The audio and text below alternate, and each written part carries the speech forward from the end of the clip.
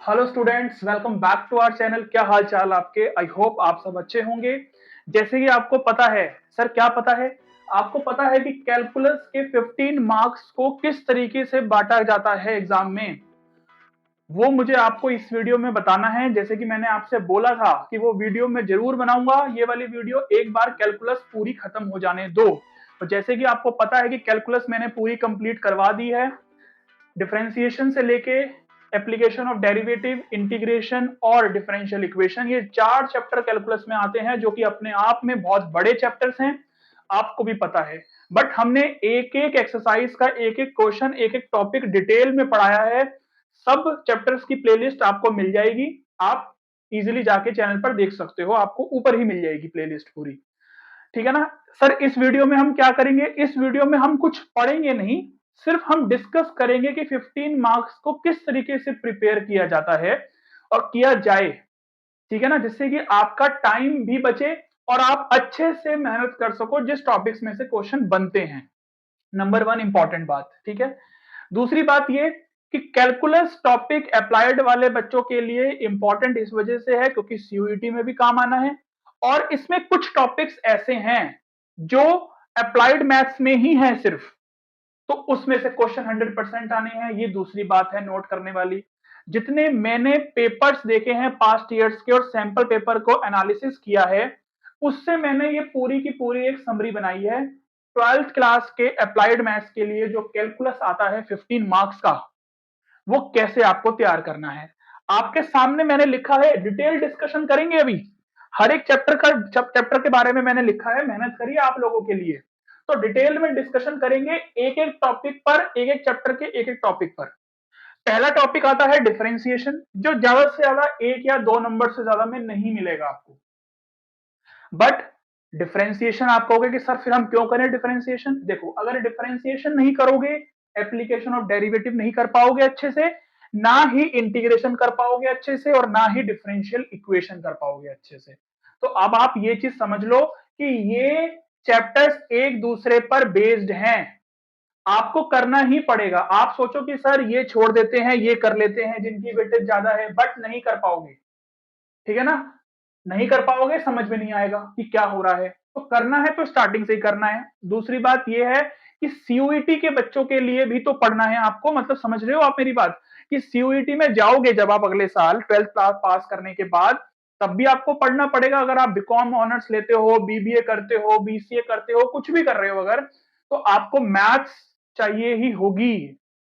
Mostly university में आपको maths का सीयूईटी का एग्जाम देना पड़ेगा। ये वाली बात मेरी समझ लो अच्छे से।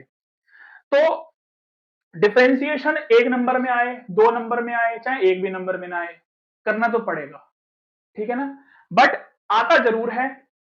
आप ये समझ लो कि किसी भी सब्जेक्ट में आप देख लो, मैथ्स में मैं स्पेशली बात करूंगा कि मैथ्स एक ऐसा सब्जेक्ट है कि हर एक चैप्टर में से, हर एक टॉपिक्स में से क्वेश्चन आएगा ही आएगा, चाहे 1 मार्क्स में आए, चाहे और करके ऑप्शन में आए, बट आता है। ठीक है? तो डिफरेंशिएशन 1 से 2 नंबर में आएगा सिर्फ। एप्लीकेशन ऑफ डेरिवेटिव्स में बहुत सारे टॉपिक्स हैं, तो ये आपका 5 से 6 नंबर में आ जाता है। ठीक है ना? अभी डिटेल डिस्कशन करने वाले हैं हर एक चैप्टर पर। इंटीग्रेशन मैंने सिर्फ 6 मार्क्स लिखा है। हो सकता है 5 से 6 मार्क्स हो या 6 से 7 हो, मैंने 6 लिख दिया। उसका भी बताऊंगा रीजन क्यों।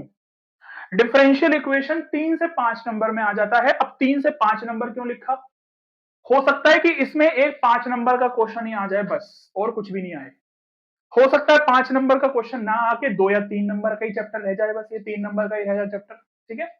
तो मैंने बहुत ज्यादा मेहनत करी है इस वीडियो को बनाने के लिए। ये नहीं है कि बस मैंने आया और चैप्टर्स लिख दिए और अंदाजे से बोलना शुरू कर दिया, ऐसा नहीं है। मैंने डिटेल में इस चीज पर रिसर्च करी है, पास्ट ईयर्स के पेपर देखे हैं, और मैंने इंपॉर्टेंट टॉपिक्स को देखा है कि क्या पूछ रहा है सीबीएसई पिछले काफी टाइम से, और सैंपल पेपर्स वो किस तरीके से बना रहा है, सबको मैंने डिटेल में एनालिसिस किया है। उसके बाद मैंने ये वीडियो आपके लिए लेके आया हूं। ऐसे ही नहीं आ गया वीडियो लेके, नहीं तो मैं पहले ही बना देता फिर तो, अगर मुझे ऐसे ही लेके आनी होती। अब नंबर वन बात क्या है, अगर आपको हर एक चैप्टर की वीडियो चाहिए ऐसे ही डिटेल में समरी, कि सर ये चैप्टर इतने मार्क्स का है, इसका डिटेल रिव्यू कर दो एक, कि मतलब इसमें से कैसे कैसे क्वेश्चंस बन सकते हैं और कितने कितने मार्क्स के बन सकते हैं, तो कमेंट सेक्शन में अगर बता दोगे और लाइक शेयर करोगे इस वीडियो पर तो आगे की वीडियोस पर काम करना स्टार्ट कर दूंगा मैं, ठीक है ना। बट कमेंट आने चाहिए भर भर के, लाइक शेयर होनी चाहिए। जिस हिसाब से वीडियोस पर हमारी इतना अच्छा भी रिस्पॉन्स नहीं आ पा रहा है कि आप पता नहीं देख रहे हो या नहीं देख रहे, शेयर कर रहे हो नहीं शेयर कर रहे, बट हम क्योंकि मेहनत कर रहे हैं तो हमें ये लगता है कि बच्चे हमें कुछ तो बदले में आप हमें दे सकते हो। तो हमारा यही है कि आप बस लाइक शेयर कर दिया करो, तो यही बहुत होता है हमारे लिए। चलो तो डिटेल में डिस्कशन करते हैं एक एक चीज पर। डिफरेंशिएशन का बेसिक जो कि क्लास 11th में पढ़ लिया था, तो इस पर तो क्या ही क्वेश्चन आएगा। इम्प्लीसिट फॉर्म यानी कि इम्प्लीसिट फंक्शन के डेरिवेटिव्स जो होते हैं, सर ये सब कहां हैं? ये सब प्लेलिस्ट में हैं, जाओ चैनल पर जाके देखो, सब मिलेगा, सब मिलेगा। जो चीज बोल रहा हूं वो मिलेगी, जो चीज नहीं है तो वो मैं बोलूंगा ही नहीं कि वो नहीं है, तो मिलेगी कहां से। लॉगरिथमिक डिफरेंशिएशन आपके सिलेबस में से रिड्यूस हो चुका है इस बार, तो ये आपको नहीं करना है। लॉगरिथमिक डिफरेंशिएशन जो मैंने रेड पेन से लिखा है ना, इसमें सिर्फ जो रेड पेन से लिखा है वो नहीं करना है आपको, ठीक है ना। तो ये वाला आपको समझ लो नहीं ही करना है। ये जो मैंने बॉक्स बना दिया, ये लॉगरिथमिक डिफरेंशिएशन आपको नहीं करना है। बट अगर आपको वैसे पढ़ना है, सीयूईटी के लिए पढ़ना है, अपनी नॉलेज के लिए पढ़ना है, तो आप पढ़ सकते हो। मैंने इस पर वीडियो बनाई हुई है, लॉगरिथमिक डिफरेंशिएशन पर मैंने वीडियो बनाई है, बट लेकिन आपके इस बार के सिलेबस में नहीं है, 2023 में। पैरामेट्रिक फॉर्म इंपॉर्टेंट है, हायर ऑर्डर डेरिवेटिव इंपॉर्टेंट है। कई बार पैरामेट्रिक फॉर्म में ही हायर ऑर्डर डेरिवेटिव आ जाता है, वो क्वेश्चन बहुत इंपॉर्टेंट है। जैसे आपको क्वेश्चन मिलेगा ऐसा कुछ करके कि x equal to 280, y equal to 80 square. अब देखो पैरामेट्रिक फॉर्म है, ऐसी होती है ना पैरामेट्रिक फॉर्म, बट इसमें आपसे वो dy अपॉन dx की जगह पर पूछेगा d2y अपॉन dx स्क्वायर। ऐसे क्वेश्चंस बहुत बनते हैं। तो पैरामेट्रिक फॉर्म भी कवर हो गई और उन्होंने हायर ऑर्डर डेरिवेटिव भी दे दिया। एक ही क्वेश्चन में उन्होंने दो दो चीजें पूछ ली, देख रहे हो। तो ऐसे करता है सीबीएसई। तो इसमें से अगर क्वेश्चन आया भी तो वैसे तो एक नंबर में एमसीक्यू में आ सकता है क्वेश्चन, ज्यादा से ज्यादा हुआ तो 2 नंबर में दे देगा वो शॉर्ट आंसर क्वेश्चन जो होते हैं सेक्शन बी में, ठीक है ना। तो मैंने तभी यहां पे लिख दिया 1 से 2 नंबर। ऐसा भी हो सकता है कि 2 एमसीक्यू आ जाए, ठीक है ना। बट 1 से 2 नंबर ही मान के चलो इस चैप्टर में, इससे ज्यादा तो नहीं ही आएगा, ठीक है। तो ये चीज समझ में आ गई होगी आपको। डिफरेंशिएशन पर और कुछ पूछना मुझे लगता नहीं है कि आपको आएगा। इम्प्लीसिट फंक्शंस पर बहुत कम चांस है कि क्वेश्चन पूछा जाए, बट इजी है, इम्प्लीसिट फंक्शन भी कर सकते हो आप। बट मैंने आपको बता दिया कि पैरामेट्रिक फॉर्म और हायर ऑर्डर डेरिवेटिव में से क्वेश्चन बनता है इस चैप्टर में से, अगर बना तो। क्लियर है इतनी बात मेरी? हाँ जी सर क्लियर है। देखो मैंने डिटेल में हर एक चैप्टर का डिटेल लिखा है और उसमें भी बताया है कि किस में से क्वेश्चन पूछे जा सकते हैं। तो ये वाली बात आप समझ लो कि कितनी मेहनत की गई है आपके लिए। आ जाए नेक्स्ट चैप्टर पर, एप्लीकेशन ऑफ डेरिवेटिव। ये बड़ा कॉम्प्लिकेटेड सा चैप्टर है कि एक तो इसमें टॉपिक्स भी इतने सारे हैं, चैप्टर भी इतना बड़ा है, और कम से कम आप कहोगे कि सर ये अकेला चैप्टर ही 15 मार्क्स में आना चाहिए, बट ऐसा तो नहीं है। पूरी कैलकुलस 15 मार्क्स में आती है। अब देखो पहला topic derivative as a rate measure, इसकी वीडियो आपको मिलेगी। टेंजेंट एंड नॉर्मल की वीडियो मिलेगी। डिटेल में थ्योरी भी पढ़ाई है, एमएल अग्रवाल के क्वेश्चंस भी करवाए हैं एक एक।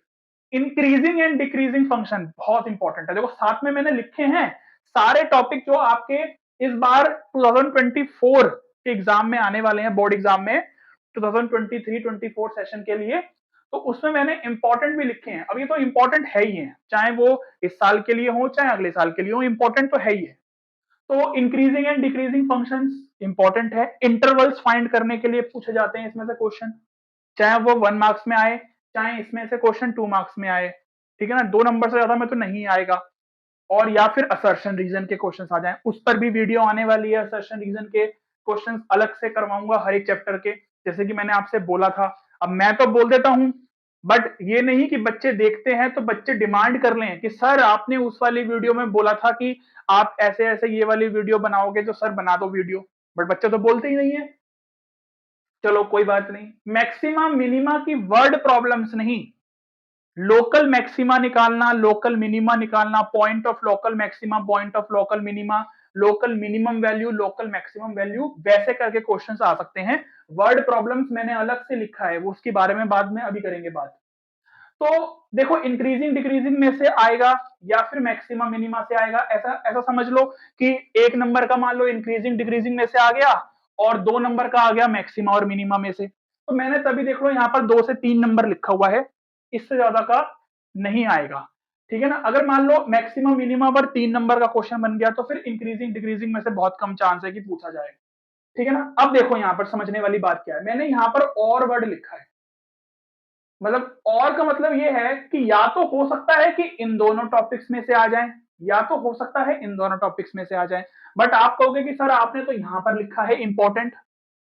हाँ, क्योंकि जितना मैंने पेपर को एनालिसिस किया है उसके हिसाब से मैं बता रहा हूं कि पेपर में ज्यादातर क्वेश्चन इंक्रीजिंग डिक्रीजिंग और मैक्सिमम मिनिमम में से पूछे गए हैं, क्योंकि ये दोनों टॉपिक बहुत इंपॉर्टेंट है। ठीक है ना, कोर मैथमेटिक्स में भी इसमें से क्वेश्चंस मोस्टली पूछे जाते हैं, तो अप्लाइड में से भी इसमें से पूछे जाते हैं। ये जो derivative as a rate measure और टेंजेंट एंड नॉर्मल भूले भटके अगर एक आधा क्वेश्चन पूछ लिया जाए एग्जाम में, पूछ ले अगर, वो बात अलग है। क्योंकि देखो मेरी बात सुनो, सीबीएसई ने तो हर साल पेपर बनाना है, आपने हर साल नहीं देना। समझ रहे हो मेरी बात ध्यान से सुनो। सीबीएसई ने तो हर साल पेपर बनाना ही बनाना है। तो अगर वो तो इस बार इंक्रीजिंग डिक्रीजिंग दे दें, अगले साल टेंजेंट नॉर्मल दे दें, या इस साल टेंजेंट नॉर्मल दे दें, उससे अगले साल इंक्रीजिंग डिक्रीजिंग पे क्वेश्चन बनाते रहें, उनको कोई फर्क नहीं पड़ने वाला।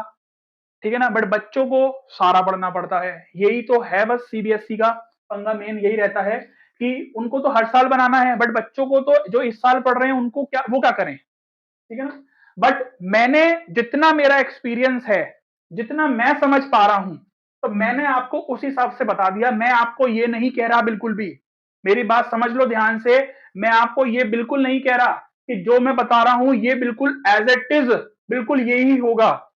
बट हाँ, नियर, बिल्कुल नियरेस्ट हो सकते हैं हम, कि मतलब जैसे अगर मैंने बोला कि 2 या 3 नंबर का नहीं तो 1 नंबर में आ जाए या 2 नंबर में आ जाए, ऐसा मतलब इससे ज्यादा तो मैं क्या ही बताऊं आपको, कि इतना जितना मैंने मतलब किया है ना, मैंने बहुत नियरेस्ट लेके आया हूं मैं अपने उस चीज को, कि सीबीएसई इससे तो ऊपर नीचे कर ही नहीं सकता। ठीक है ना, मतलब कि अब वो इंक्रीजिंग और डिक्रीजिंग फंक्शन क्वेश्चन का मतलब जो इंक्रीजिंग और डिक्रीजिंग टॉपिक पर क्वेश्चन 5 नंबर में नहीं बना सकता, नहीं बना सकता। ठीक है ना, जितना मैं समझ पा रहा हूं। तो अगर आप मेरी वीडियोस को फॉलो करते हो और सब कुछ देखते हो आप, तो आपको मुझ पे थोड़ा सा भरोसा तो रखना पड़ेगा। लेकिन फिर मैं वही वाली बात कह रहा हूं कि 100% सही कोई भी नहीं होता। तो मैं भी ये नहीं कह रहा कि मैं 100% सही हूं, लेकिन हाँ मैं ये जरूर कह रहा हूं कि मैं 95% से लेके 99% तक तो सही ही हो सकता हूं। ठीक है ना, 100% मैं फिर भी नहीं कहता कि मैं सही हूं। चलो, तो word problem of maxima minima. अब वर्ड प्रॉब्लम जो होती है ना मैक्सिमा मिनिमा की, उसकी कहानी ऐसी है कि उस पर जब भी क्वेश्चन बनेगा 5 नंबर से कम का नहीं बन सकता, क्योंकि आपको पता है कि मैक्सिमा मिनिमा की वर्ड प्रॉब्लम्स डिफिकल्ट भी थी। उस पर हमने 4 वीडियोस बनाई हैं उस वर्ड प्रॉब्लम्स को करने के लिए, करीबन 27 या 28 क्वेश्चन थे एमएल अग्रवाल में, सारे करवाए हैं क्योंकि सिलेबस में है तो करवाने पड़े सारे। ठीक है ना, तो वर्ड प्रॉब्लम जो है मैक्सिमम मिनिमा की, अगर आया तो 100% है उसके साथ ऑप्शन में जरूर मार्जिनल कॉस्ट और मार्जिनल रिवेन्यू पर क्वेश्चन पूछा जाएगा। 100% 4-5 पार्ट दे देगा, कॉस्ट फंक्शन निकालो, रिवेन्यू फंक्शन निकालो, ठीक है ना, मार्जिनल कॉस्ट निकालो, समझ रहे हो मेरी बात, डिमांड फंक्शन निकालो, नहीं दिया तो ब्रेक इवन पॉइंट अगर ये है तो कॉस्ट बताओ कितनी है, मतलब समझ गए होंगे आप मेरी बात, जो बच्चे पढ़ चुके हैं मार्जिनल कॉस्ट और मार्जिनल रिवेन्यू के टॉपिक पर, अगर वो पढ़ चुके हैं तो ये समझ लो कि इन दोनों पर और लिख दिया मैंने। अगर क्वेश्चन 5 नंबर में पूछ लिया गया मैक्सिमम मिनिमा पर, जो कि 5 नंबर में ही आता है, अगर आया तो आप ये समझ लो कि इन दोनों में जरूर आपको ऑप्शन देंगे वो, कि या तो ये करो या ये करो। क्यों? क्योंकि वर्ड प्रॉब्लम डिफिकल्ट है, हर एक बच्चा नहीं कर पाएगा मैक्सिमम मिनिमा की वर्ड प्रॉब्लम, और उसके 5 नंबर बिल्कुल जीरो हो जाएंगे जिस बच्चे ने अगर अच्छे से पढ़ाई नहीं करी, क्योंकि कैलकुलस अपने आप में डिफिकल्ट है, उसमें से ये टॉपिक अब अपने आप में डिफिकल्ट है। तो आप समझो मेरी बात, मैं आपकी फीलिंग समझ सकता हूं। ठीक है ना, मैं हर एक बच्चे की फीलिंग समझ पा रहा हूं, क्योंकि मैं कनेक्ट कर पा रहा हूं हर एक बच्चे से, कि मैं समझ पा रहा हूं कि प्रॉब्लम आती है बच्चों को।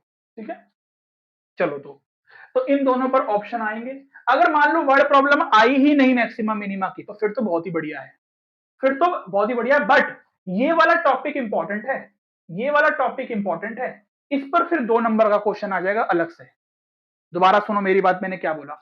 अगर वर्ड प्रॉब्लम मैक्सिमा और मिनिमा की अगर आई तो उसके साथ ये वाला टॉपिक पर ऑप्शन जरूर आएगा 5 मार्क्स का। अगर वर्ड प्रॉब्लम मैक्सिमा मिनिमा की नहीं आई तो इस पर तो क्वेश्चन फिर भी आएगा 2 नंबर में। क्यों? क्योंकि ये टॉपिक ऐसे हैं जो कॉमर्स और इकोनॉमिक्स से रिलेटेड हैं। तो अप्लाइड मैथ्स वाले बच्चों के लिए अगर इस टॉपिक पर क्वेश्चन नहीं बना तो किस पर बनेगा फिर तो अप्लाइड मैथ्स का मतलब ही नहीं हुआ कुछ।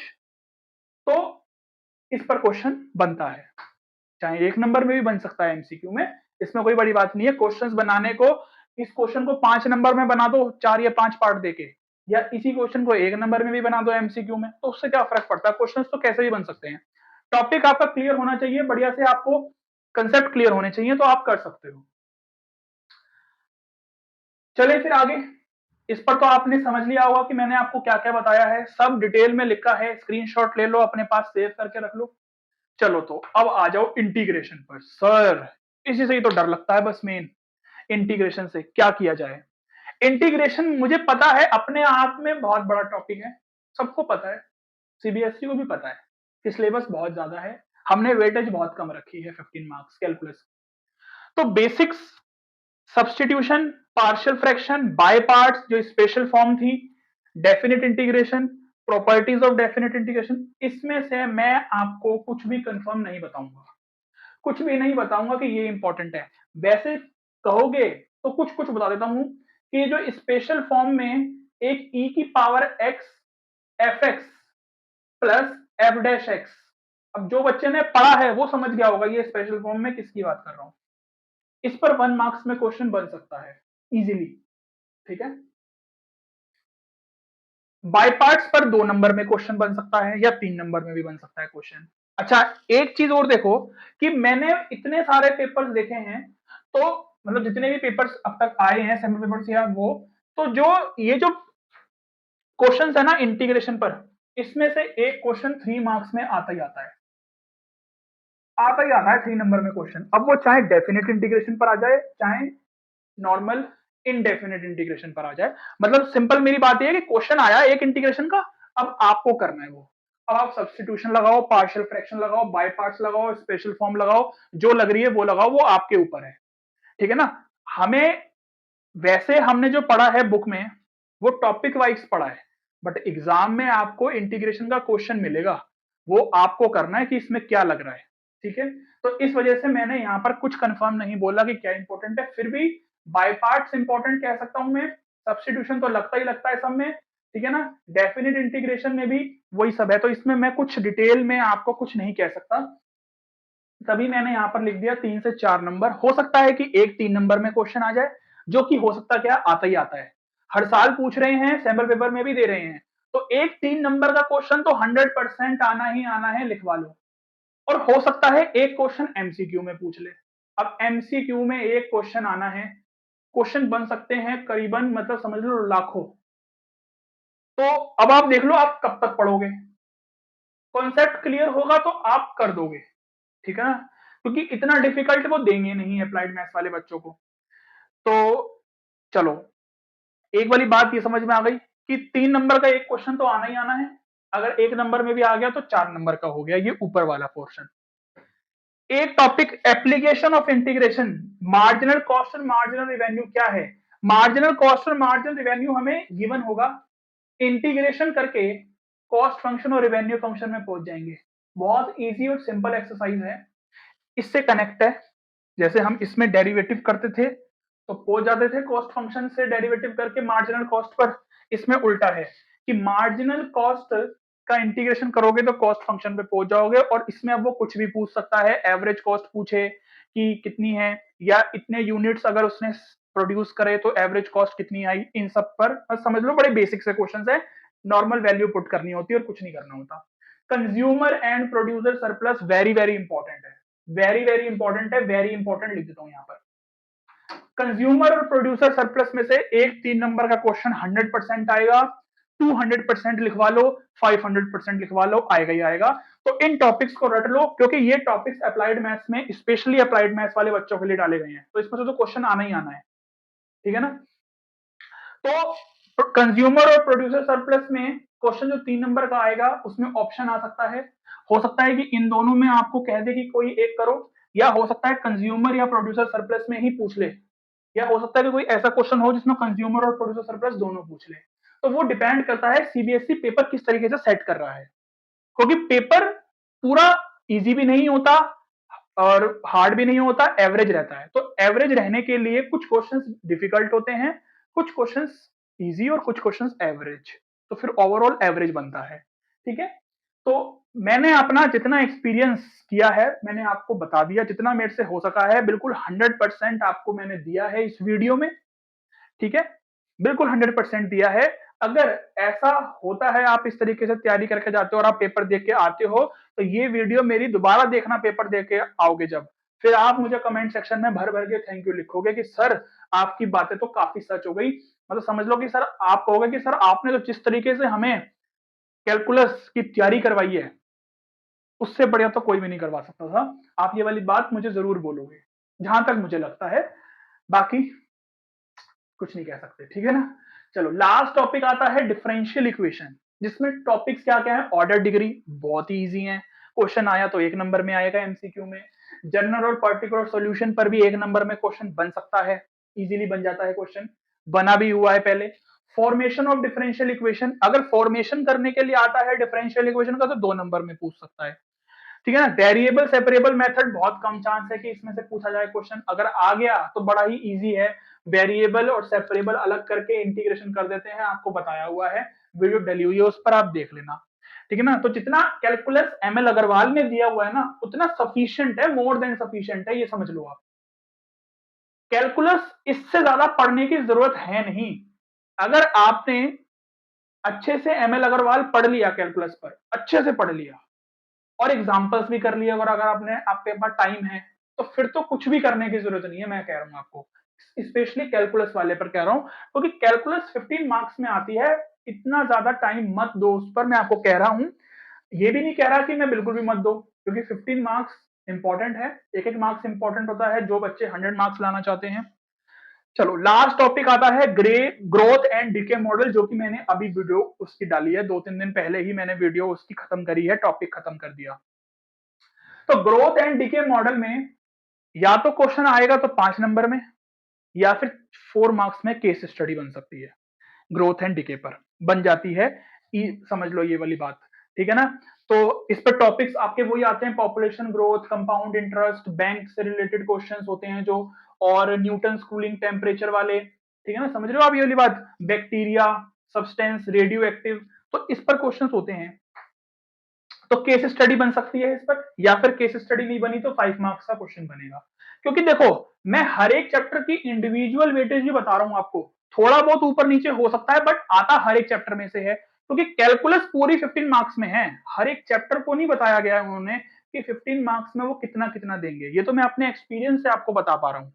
तो अगर मान लो 5 मार्क्स का ग्रोथ एंड डिके का मॉडल का क्वेश्चन नहीं आया, एग्जामिनर का नहीं मूड, क्योंकि क्यों नहीं मूड, क्योंकि भाई उसने तो हर साल पेपर बनाने हैं, सीबीएसई ने, तो वो इस साल नहीं देगी तो अगले साल दे देगी। ठीक है ना, तो ग्रोथ एंड डीके मॉडल पर अगर क्वेश्चन नहीं आया, मान लो केस स्टडी भी नहीं आई, 5 मार्क्स का क्वेश्चन भी नहीं आया अगर, तो इन पर क्वेश्चन तो फिर बनेंगे ही बनेंगे, ऐसा नहीं है कि डिफरेंशियल इक्वेशन में से क्वेश्चन नहीं बनेंगे, फिर हो सकता है ऑर्डर और डिग्री में से भी पूछा जाए, जनरल और पर्टिकुलर सॉल्यूशन में से भी पूछा जाए, वेरिएबल सेपरेबल में से भी पूछा जाए, बट वही है 2 या 3 नंबर से ज्यादा में फिर नहीं आएगा ये चैप्टर। क्योंकि अगर यही खत्म हो गया, अच्छा ये वाली बात और ध्यान रख लेना कि अगर 5 मार्क्स का क्वेश्चन इसमें से आ गया ना, तो फिर भूल जाओ इसमें से कुछ आएगा, फिर नहीं आएगा, क्योंकि 5 मार्क्स का क्वेश्चन अकेला इस चैप्टर में से आ गया, और क्या पूछेंगे, फिर समझो अगर 5 मार्क्स का इसमें से आ गया फिर 10 नंबर ही तो बचे, 10 नंबर को कैसे बांटेंगे वो डिफरेंशिएशन और इंटीग्रेशन और एप्लीकेशन ऑफ डेरिवेटिव में से। तो इस वजह से अगर 5 मार्क्स का क्वेश्चन आता है इसमें से तो इनमें से फिर नहीं आएगा, जितना मैं समझ पा रहा हूं।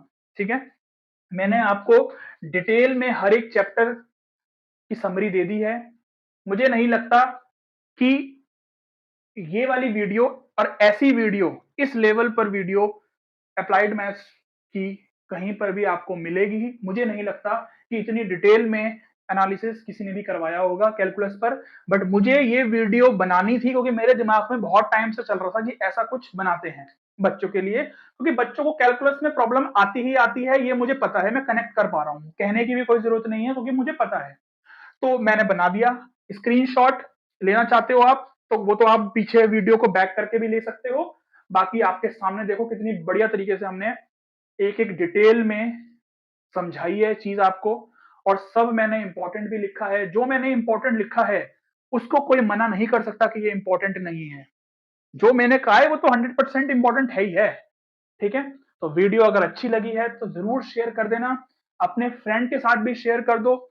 ये मत सोचो कि हम ही ले लें सिर्फ बेनिफिट, अपने फ्रेंड के साथ जरूर शेयर करा करो, क्योंकि शेयर करने से ही, कहते नहीं शेयरिंग इज केयरिंग, ऐसा कुछ है, कुछ डायलॉग सा है ना, तो जरूर करना चाहिए शेयर मेरे हिसाब से। और कमेंट जरूर कर देना कि वीडियो कैसी लगी, और आप चाहते हो कि हर एक चैप्टर का मैं ऐसे ही डिटेल में रिव्यू करूं, मतलब आपको बताऊं, समरी बनाऊं ऐसे ही, तो कमेंट सेक्शन में जरूर बताना, मैं जरूर बना दूंगा आपके लिए, क्योंकि आपको ही दिखाने के लिए बना रहे हैं। हमें तो क्या ही करना है, हमें तो पेपर नहीं देना, ठीक है ना। चलो, तो आपके लिए बना रहे हैं, आपके बेनिफिट के लिए बना रहे हैं। मिलेंगे फिर नेक्स्ट वीडियो में। Good luck, take care, bye bye.